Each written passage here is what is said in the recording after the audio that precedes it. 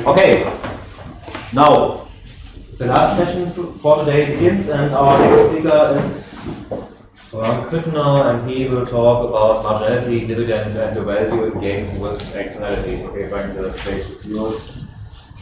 Okay, thank you, Andre, and thanks everybody for coming. Also, maybe a new guest this year, smack in the middle of the room, Professor Wieser. I call him Professor Wieser because he's my PhD supervisor, as he was, and as he was Andre's PhD supervisor.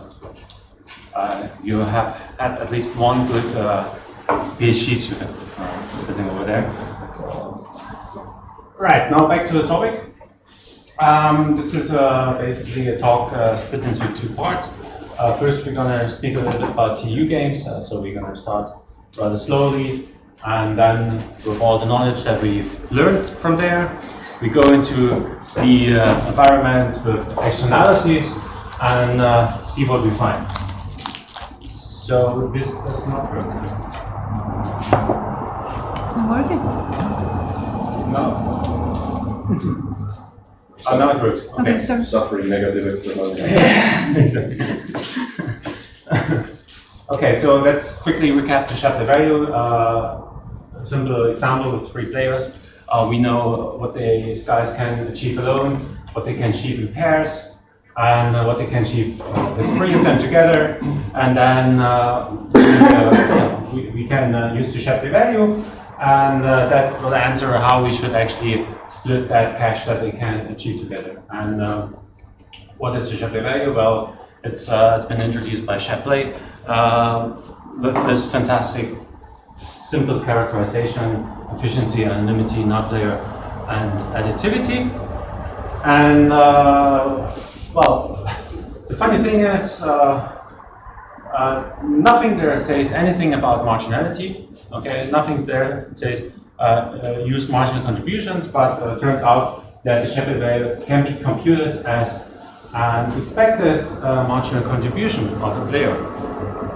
And I guess this is known to pretty much everybody in the room, so I don't really have to talk too much about this, but well, we could now do this computation in our simple example, and this is the way you introduce the Shapley value to, say, econ students, or to anybody, to most people that you will talk about the Shapley value with. But I'm a bit not convinced that this is a good way of teaching the Shapley value. Actually, I think if you want to understand the Shapley value, you should develop an intuition for dividends. Okay, so actually, I think it's better to really think about Shapley value through dividends, and I would even say there's no interesting result about the Shapley value that doesn't become clear through dividends. And I would actually say, think of the Shapley value through dividends, and this expected margin contribution, consider it to be a combinatorial artifact. Okay, this was now a very, very strong statement, but I just wanted to keep it simple. Of course, everything is more complicated. Okay, so what are dividends? We talk about this in the first part of this talk. Dividends, some people call that Hassani dividend. We will talk about this in the first part of the talk, and then we will talk about its relationship to marginality. And we take what we learned there and bring it to games with externalities. Okay, so the goal of the paper is actually to take dividends and all we know about it and make use of this in the world of externalities. All right, so what are dividends, or Hassani dividends? Well, there's 2 approaches. One is, well, it's just the coefficient of unanimity games as it was basically introduced by Shapley. So Shapley said, there's like the space of TU games is a vector space. Unanimity games is a basis. So they're unique coefficients, and you could say, well, these are dividends. But I think it's a perhaps more economic way of thinking if you say, well, dividends are actually the surplus created by a particular coalition. Okay, and when I say surplus, I mean it's all that created on top that isn't already somehow created by a sub-coalition. So we have this recursive definition. Can you read this in the back? So, okay. A dividend is basically the growth of a coalition minus all the surplus created by sub-coalitions, by proper sub-coalitions.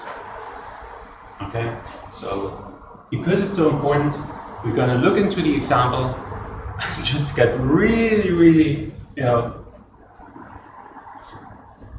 known and familiar with this. So the singleton surplus is easy. That's just simply the growth created by the coalition. Okay, you can just simply say, okay, your singleton, what you can achieve, that is surplus that you create. Now for the coalitions of size 2, we have then to take the growth and we remove the growth of the singletons. Okay? It's a very simple operation, and what remains is the surplus that's created by this particular coalition. The surplus that cannot be attributed to a sub-coalition. And then for, in this case, the ground coalition, so for the coalition with 3 players, it is just the same principle. We take the growth of the coalition and we remove all the surplus that's already created by the sub-coalition. And this is fairly standard. And if we do that, and then we look at a particular player and we look to the surplus that is created by all those coalitions to which that player belongs to. So that player here, the orange player, belongs to that, the one alone and the big one.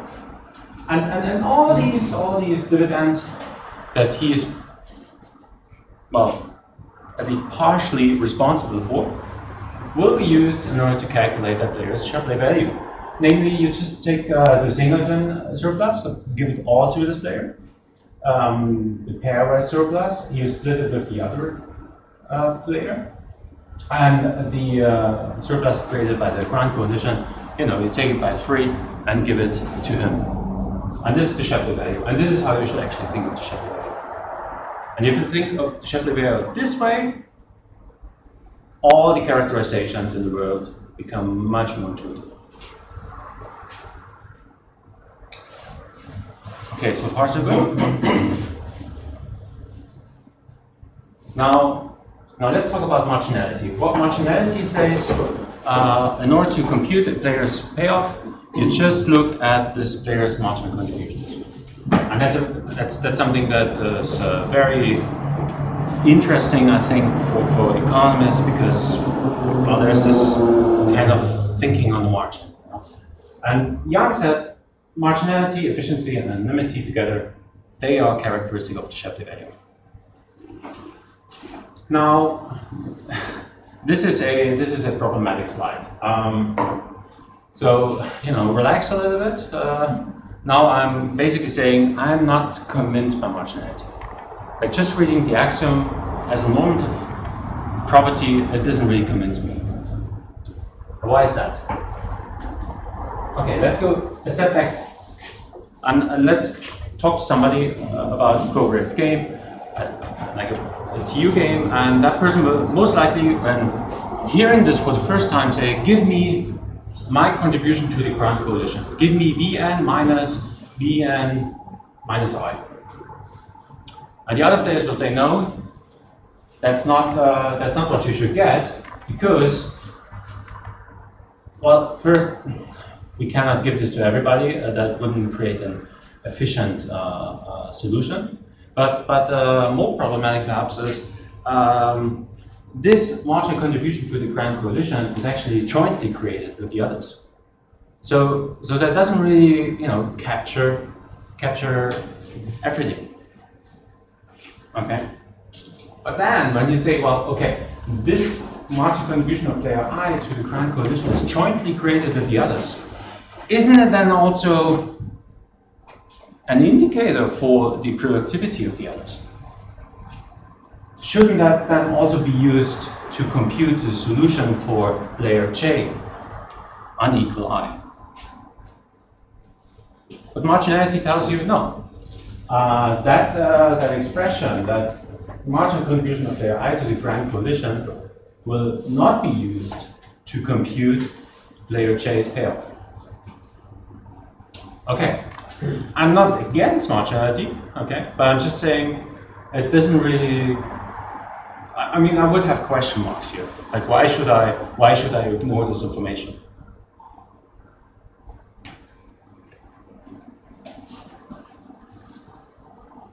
Frank, whose productivity are you talking about? The individual's productivity or the joint productivity? Because then the question is different in these two cases, right? Individual productivity. You mean here? If we want to identify individual productivity. But this is a kind of individual productivity, right? It is, but is it the whole story? No, but I mean, definitely you could say if V of 1 minus V is something which just all the others created or can create without I.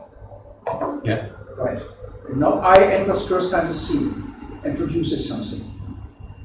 I'm happy to take this as part of the formula that computes the solution for player I. I'm happy to, but I feel like why should I ignore this information when computing the payoff for player J? And marginality is forcing you to ignore it. Marginality tells you this is, your payoff for player J is independent of this. Now, that could be well motivated, okay? But it's not obvious. But now it's not quite independent of this in the sense that the payoff to player J is going to depend on Vn minus Vn minus J, and then potentially there could be like a more complicated function through which this number may come in. So exactly, and that's where we're gonna go next. Yeah. Oh, you want to? No. Okay. So, but let's introduce a very much related property, and I just called it independence of alien dividends. And this property tells you your payoff should just be computed from dividends that you created, or where you were, involved in the creation. Okay. So marginality says compute the payoff from your margin contributions, and independence of alien dividends says compute the payoffs from those dividends that that are created by coalitions to which you belong to. And this makes a lot of sense because those coalitions which you're not a member of, well, if they create surplus, why should that actually end up on your balance sheet? Now, the beauty is, of course, both things are equivalent. All right. So marginality in this sense can be motivated by saying it's an independence property that just rewards you for the dividends that you had to create. In the dividends of coalitions you are a member of, there are also things about dividends of coalitions where you're not a member, where you have to work the same. Dividend. So the dividends created by coalitions to which you do not belong to, right? So in the recursive definition, the dividend of a coalition you belong to also depends on the dividends of coalitions you belong to. Does it? Oh yeah, it does. It does. Yeah. So it's both. Yeah. Somehow it refers to these things. Yeah. But it's kind of after calculation. Yeah. Mm-hmm. So I'm not saying I do ignore the information completely, but after computation of the dividends, I use the property. Yeah, I agree with you. Very good point. Okay, so That's pretty much all I want to say about TU games. Only one more thing. When we look at marginality, or when we look at these dividends, we kind of refer to subgames. Okay, so the margin contribution of the player to a particular coefficient S is just the same as when I kick the player out, kick the player from the game and look at the subgame. It's just exactly the same number, okay? And on the other hand, when I compute dividends, I just refer to information in subgames.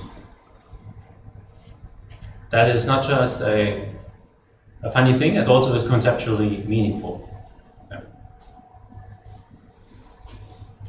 All right, so having understood all this, it's time to jump into games of externalities. And in games of externalities, the environment is a bit richer. Basically, the work of a coalition depends on how the other players organize. All right. So, for example, here we have this one single guy, and if the other two players work together, that guy might get 12. And if the other two players if they do not work together, he might get 12. And if they work together, that player might get 15. So there's some sort of positive externality.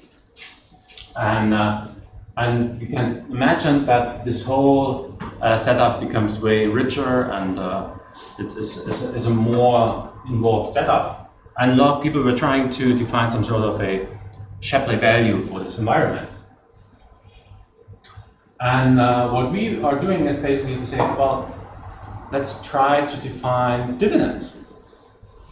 And let's try to define marginal contributions. So what would be a marginal contribution in such an environment? It's kind of unclear. Like where does the player go to after leaving the coalition? We actually now call it embedded coalition S. Where does the player go to? Does it join any other block outside of, or does that player become singleton? Or do the other players completely reorganize? Well, the answer is, of course, answer number 4. It's the work of that embedded coalition in the game when player I was removed, kicked out entirely from the game. Now, at this point, you should ask, but what do we actually mean by that? Because that's absolutely unclear. So, by basically phrasing it this way, we just move the problem from one spot to another one. But it helps us to think about this in a more general way. So we basically then come to a point where we need something called a removal operator. A removal operator tells you how you map a game to a map, a game to a game without player I. That's a removal operator. So we need to, we need to kind of define this. Now I will not define it. I will just use it here as a placeholder, and I will try to keep that as general as possible. Okay.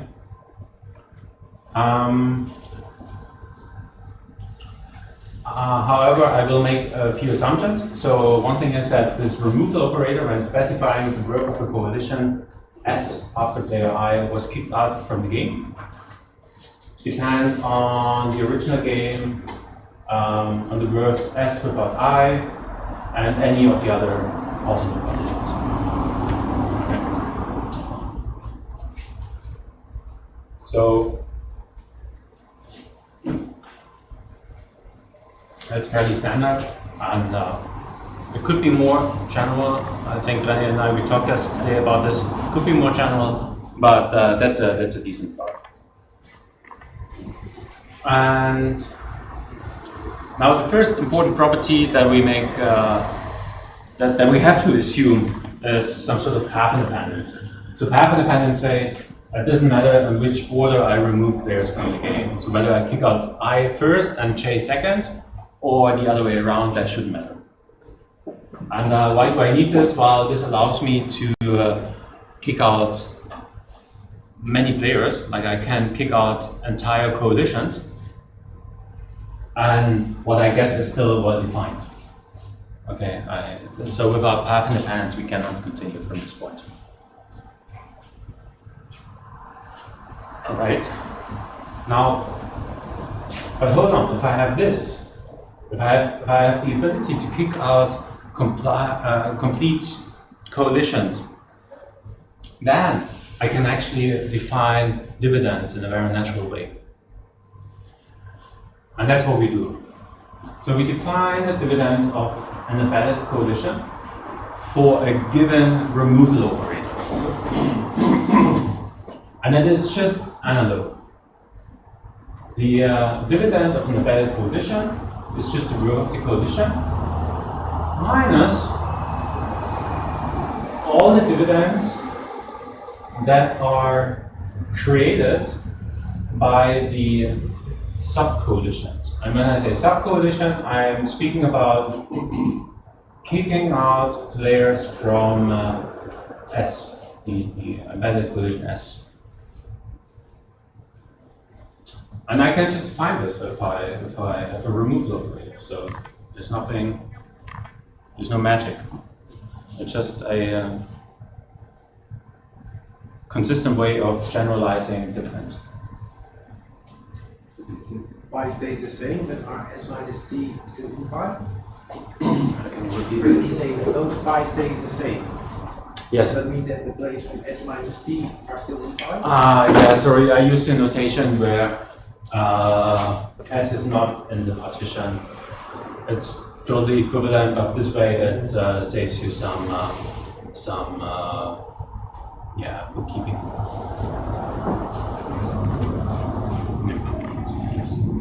Okay. So let me get this straight. The removal operator specifies an order of removal of players and also the corresponding partitions that form at each step of the way? Or? The removal operator, so good question. The removal operator just specifies the subgame given a game. So given a game and the player, I see. okay, a game and player I, and then know the subgame without player So it I. already specifies the new partition that is going to form, whatever. No. It's the full game. It's a complete game again. Okay. But how is the partition of coalitions affected by this change? Once you go from a game to the subgame? Well, you have to, in the subgame, you again have to specify the worth of every embedded coalition. Yeah. So for every coalition Oh, and every partition. the entire partition function in that subgame, I see. Exactly.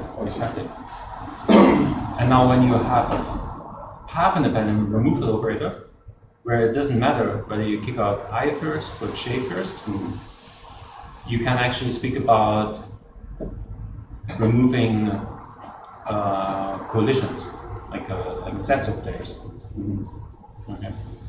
But you do not only have an impact on the partition as far as S is concerned, but you have also an impact on the part of the partition which is where the complement of S is concerned, right? Removing S disturbs the whole partition structure because you said S is not one element of the partition. So the removal operator may make use of this. That's correct. So the removal operator may make use of all that information. That's correct. However, here in the definition of dividends, I keep the partition of the other players fixed. But that's just for the definition of dividends. Okay. Well, so far so good. Now what do we do here? We just define exactly the same properties as before. So we can define some sort of marginality. Of course, this marginality property is now specific to this removal operator. and we can define independence of alien dividends again. And both are equivalent if that removal operator is linear. Okay, so we could read this result then as saying marginality still makes sense if the removal operator is linear.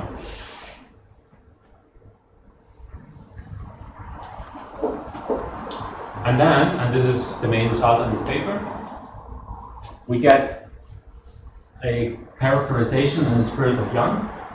We have efficiency, anonymity, and independence of alien dividends specific to this removal operator, or alternatively, efficiency, anonymity, and marginality. Marginality again specific to this removal operator are equivalent to a specific solution. The solution, of course, also be again specific to this removal operator, and that's certainly not a trivial result. Just to give you an idea, we have no unanimity games here. Okay, so you have to rule it. Now I skipped the definition of the solution, like this how you compute it. It's the same as with Dutta-Ada's-Kahn, for those that are familiar with that paper. And let's jump to an application. So the most prominent solution so far in the literature is by Macho, Stadler, Castillo, and Wettstein. And if you take the 2007, I guess, paper, you read and you find somewhere they say, oh yeah, and we have a formula for that particular solution, and that formula even says something as a marginal contribution. And okay, so you look at this, and you can basically read off the removal operator from the right-hand side. So you just guess it like that. Now you check that it's half independent, and it is. And then we can apply our theorem, and we get a characterization of their solution using efficiency, anonymity, and the specific marginality property. And that's a completely new result as well. So this is not in the literature. And so are you saying that every solution in the average approach of Macho, Stedler et al. Can be now understood as a solution in your sense? yes. And vice versa? No. Ours is good general. Yours is more general. Yeah.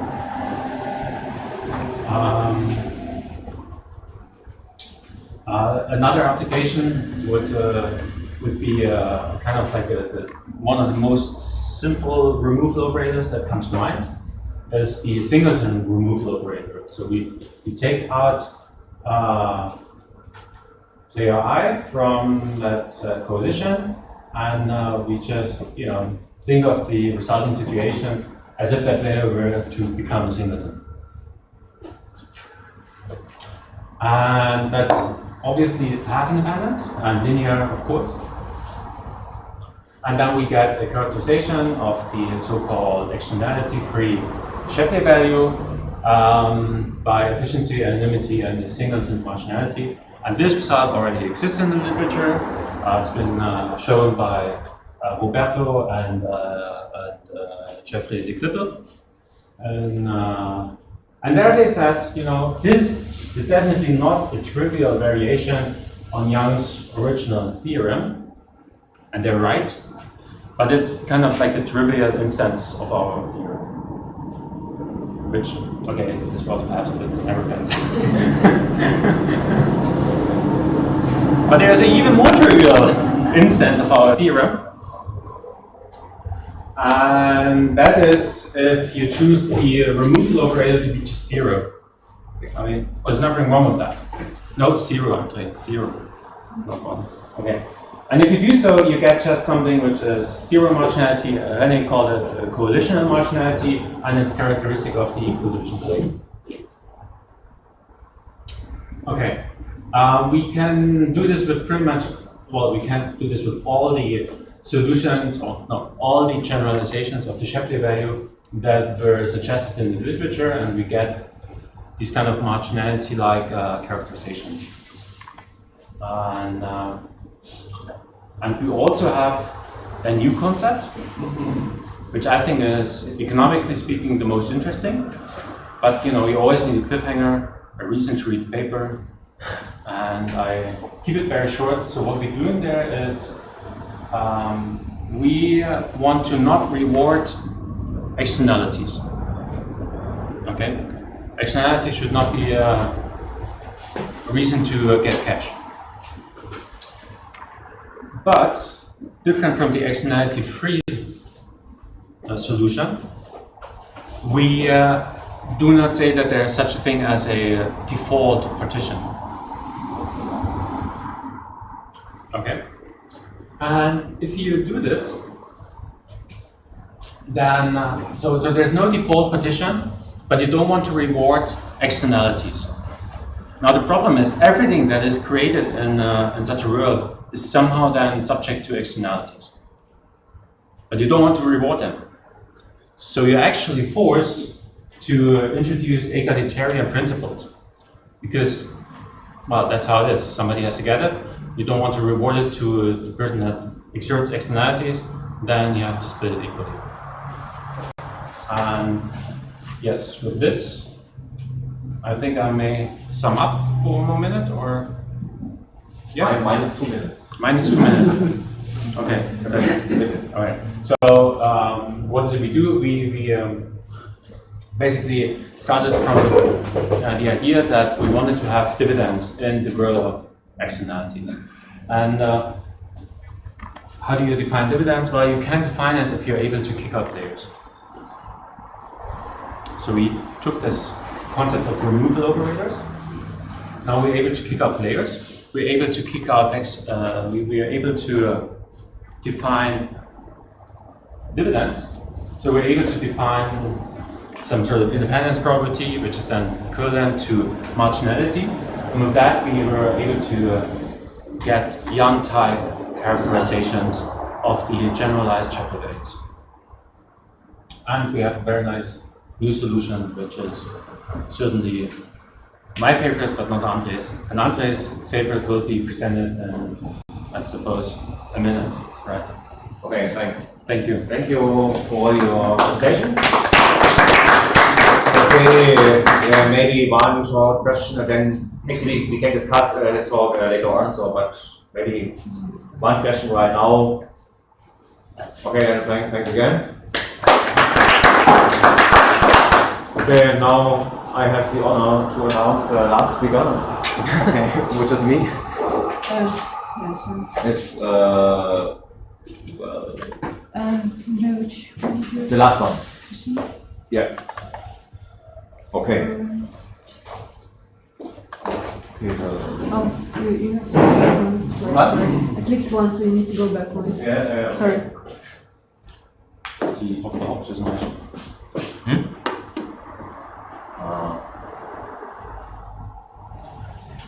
Okay, yeah, this is a joint work together with Frank, and actually, well, the title may be a bit ambitious. Actually, so what we want is to identify the canonical extension of the Shapley value for cooperative games with externalities. Okay, then short overview actually first, some words as introduction, basic definitions. Then I will talk something about the potential of the Shapley value. Then about the potential for potentials for games with externalities. Okay, introduced by Vetter, Eggers and Carr, 2010. Okay, and then I will come first to the canonical potential for games with externalities. Then okay, it involves the canonical restriction for games with externalities, and in the end I will give reasons why one particular solution that exists in literature may be viewed with some or maybe more justification as the canonical extension of the Shapley value to partition function for games. Okay, I think I can skip most of this. Actually, Okay, so actually many game theorists have tried to extend Shapley value to partition function form games, and there are many difficulties. Actually, there are many formula for the Shapley value, there are many axiomatic characterizations for the Shapley value. Yeah, actually the formula involve dividends, and these dividends actually are related to unanimity games, and it's not all clear how to generalize unanimity games from games without externalities to games with externalities. In the axiomatizations, we have, for example, multipliers and with the multiplier property. In games with externalities, it's not so clear what a multiplier is. Actually, either one has a weak definitions, then the resulting multiplier property is very strong, and we obtain oversimplified solutions that ignore most of the information provided by a partition function from games, or we use a strong version of definition of a multiplier, and then the resulting properties are quite weak, okay, and we lose uniqueness when we try to characterize solutions, okay, and maybe I skip marginality, and for example, recursion formulae for Shapley value involve restrictions of games. Okay, restrictions are quite simple and easy to define for games without externalities, but when we have games with externalities, then it's not so clear what the restriction of a game to a subgame is. And consequences from these difficulties are, there are solutions that oversimplify things, from Lower Norde and Quillen, I guess this is also the solution introduced by Roberto and Jacques Triple. Okay, we use only very little information from partition function form game in order to determine the payoffs. Then we have some non-unique results, but when we want to identify one particular solution, okay, then these approaches do not deliver a unique solution, and then many other solutions involve some ambiguity, and it's not so clear whether the solution suggested by these authors is the one and only extension of the Shapley value to partition function of games, and we will try to take the challenge and find one way or one characterization or approach to Shapley value that can be extended to the partition function of games. Okay, I think I don't have to go to the definitions of 2U games, and we also had all the definitions for the games with penalties. My convention is that an embedded collision consists of a collision and a partition that contains this collision. Okay, we have these two approaches. For some reason, I prefer this approach, we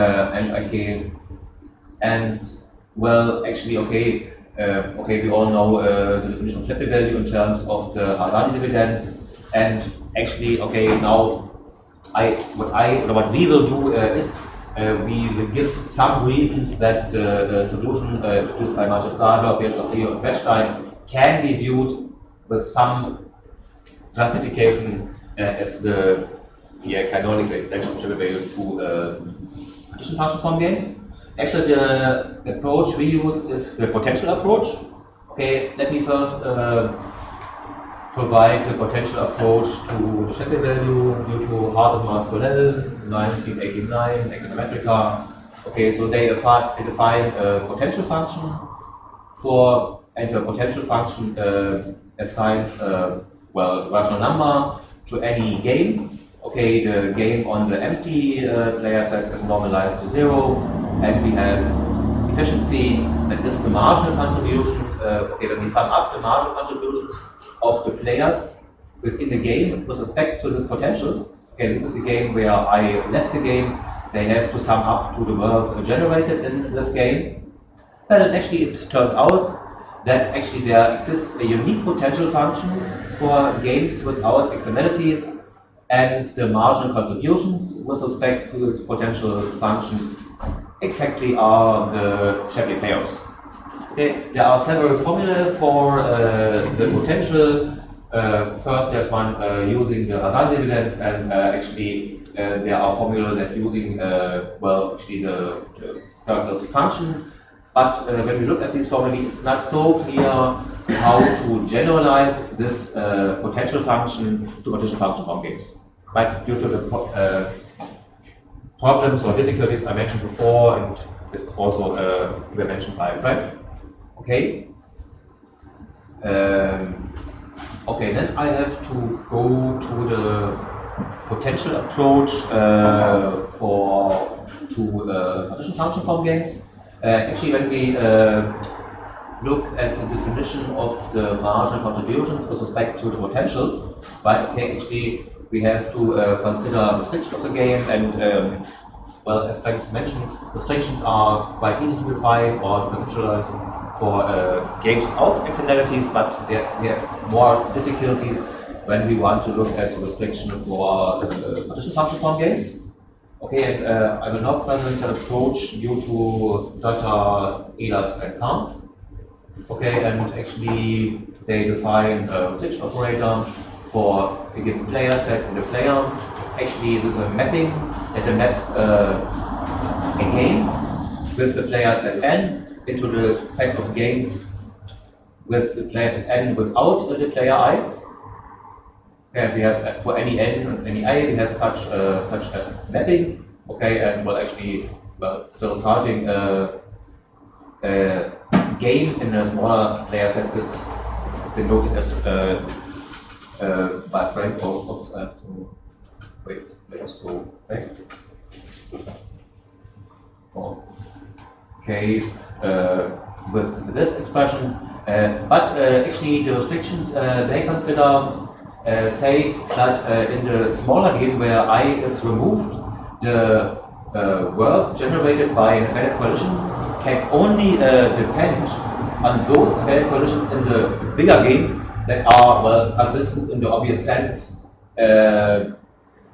with the embedded collision in the smaller game, and actually we restrict our attention to path independent well restrictions, okay, and then also the removal of well whole player sets is well defined for a given restriction, which is a path independent, and actually given a particular restriction that is path dependent, we can define to any partition function form game an associated game that is without externalities, and actually okay, the worth generated by collision in this associated game simply is the worth of the grand collision in the game where all players outside this collision S are removed. Okay, so actually from games with externalities, using this restriction operator, we can generate yeah, game without externalities or just a TU game. And now we come to the potential. So actually now Matthias and Kahn define the potential of for partition function form games for a given path independent restriction operator, and the definition is quite similar to the definition for games without externalities. Okay, actually this should be a V. Okay, so actually such a mapping is zero normalized, so the game the potential of the empty game or the game on empty class is zero, and the sum of the marginal contributions with respect to the potential function and the given restriction operator sums up to okay, this should be the worth of the well grand embedded collision, and it should be the W, of course.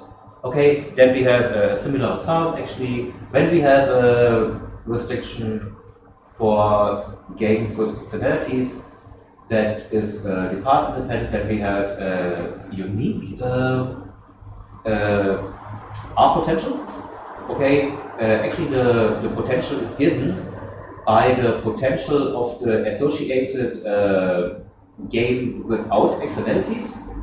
Well, actually, and the marginal contributions with respect to the R potential equals the marginal contributions with respect to the potential for TU gives with respect to the associated game. Oops. Okay, and this equals the Shapley value for the associated game given this restriction. Okay, it's a nice and equal sum. Okay, and now actually so what is different between your potential and the data LR potential? No, nothing. Actually, I just presented the result, their approach and their results. So actually, you're talking about our. So far as nothing. I see. Okay. Yeah, I just consider any restriction function that is passed so far. It's just their approach, their results, nothing new.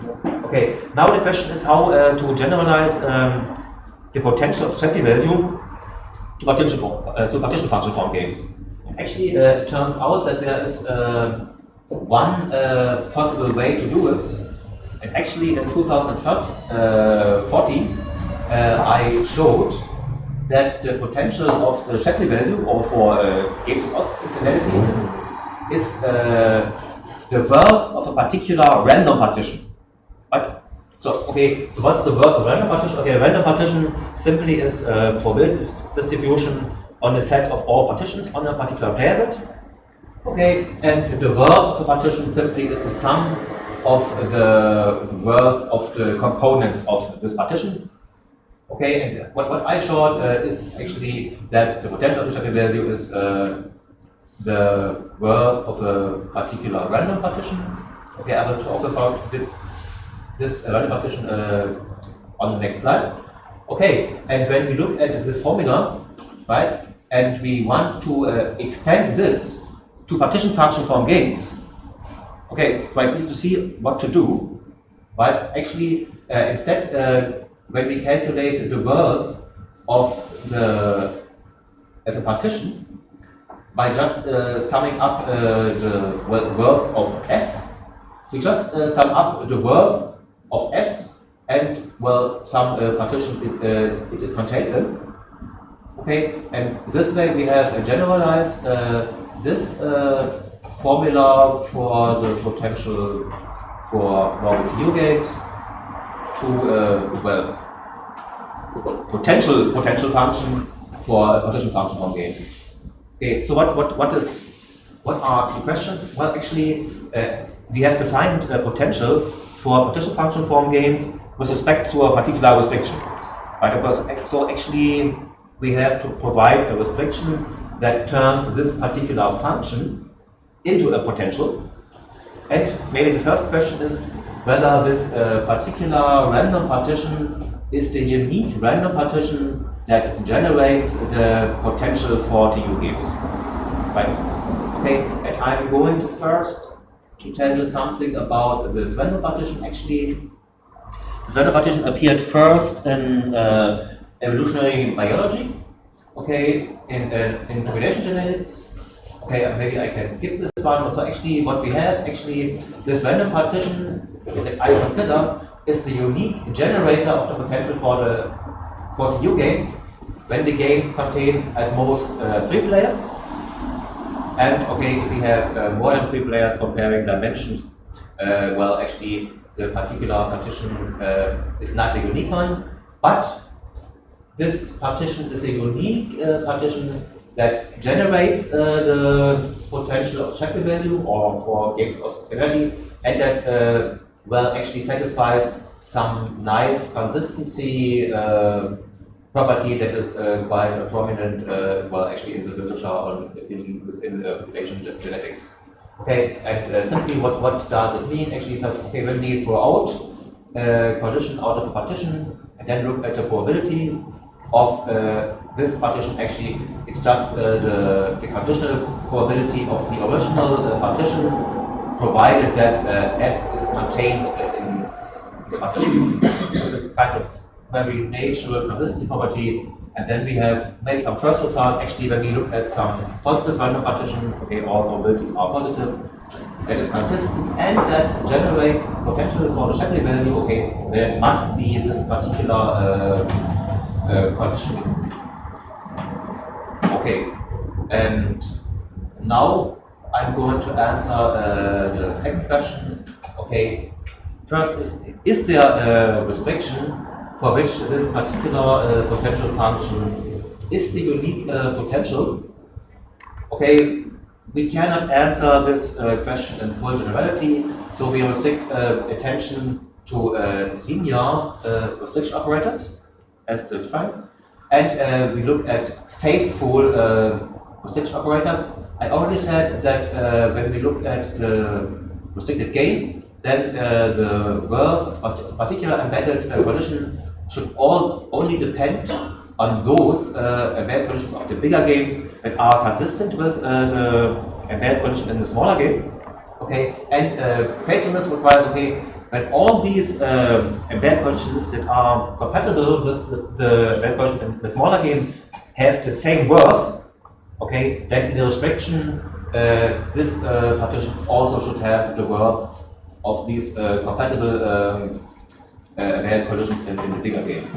Okay, and what we have as a result, actually, we have a unique restriction that is linear, path independent, and faithful, and that, well, such that the mapping the potential function we have considered is the unique potential with respect to this removal operator. Okay, and actually what we have a nice formula for this restriction, and what we have is actually that the marginal contribution with respect to this potential function actually is the solution introduced by Magistrada, Castello, and Wettstein. Okay, and now I will summarize all the findings we have, or maybe our argument that justifies why this particular solution may be viewed as a canonical extension of Shapley value to games with reasonabilities. Actually, okay, so we have this particular random partition. Okay, we have shown that it's a unique, nice random partition that generates the potential of Shapley value. Okay, then I have shown that actually the derived mapping for star is some natural candidate of the potential of an extension of Shapley value to games with externalities. Okay, in our theory, actually, I have shown that there is a unique, nice restriction for which this function is a potential, actually. Okay, and so what do you mean by nice restriction? But actually, it's linear. The properties I mentioned before. Actually, it is linear, it is faithful, and path independent. So actually, path independence is required when we look at the potential approach. Linearity, well, okay, it's maybe kind of natural when we look at extensions of Shapley value, because the Shapley value is linear, and I think faithfulness also is kind of very natural, right? Okay, when all embedded conditions in the bigger game, well, have the same words or that are compatible. But there's no reason to say that that's a nice property. I mean, the partition function forms the standard Shapley value axioms are compatible with a huge number of nonlinear solutions. That's something that also appears in my paper with the Bill. Okay, but my approach would be, when I want to extend the Shapley value to partition function from games, then I would say, okay, take as transfer as most as possible properties that the Shapley value satisfies. Yeah. Okay, to the world partition function from games. Yeah. Okay, the Shapley value is linear. Okay, when I look for an extension, okay, then I should look for a solution to this linear. Like I will transfer as many properties from the But world. it's not clear that that's a desirable property once you have externalities. I mean, without externalities, then the characteristic function is just a universe of linear spaces and linear problems. And that's the miraculous thing about the Shapley value, right? That without invoking, if you look at Young's theorem, Yes, I know. there's no mention of linearity anywhere, and yet linearity comes out of the other axioms. But it comes out because of the characteristic function domain. And maybe. Anyway, we can talk more about that later. Yeah, but in a sense, efficiency already is additivity to some degree. But efficiency implies, for example, additivity in the aggregate. So actually, already efficiency has some flavor. Okay, the weak flavor of additivity, of linearity. Yeah, because it says the sum of payoffs is linear in the game. So actually,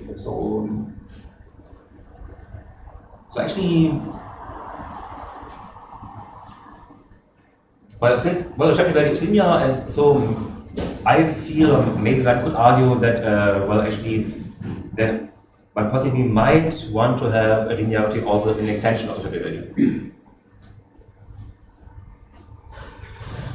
Okay, that's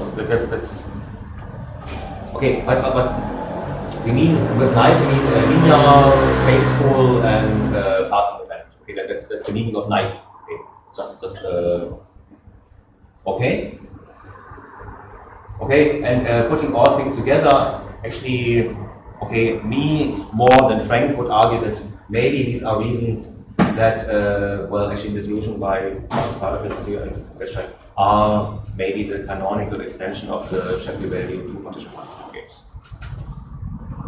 Okay, that's what I wanted to say. Okay, I am completely in time, and we have time for some more questions.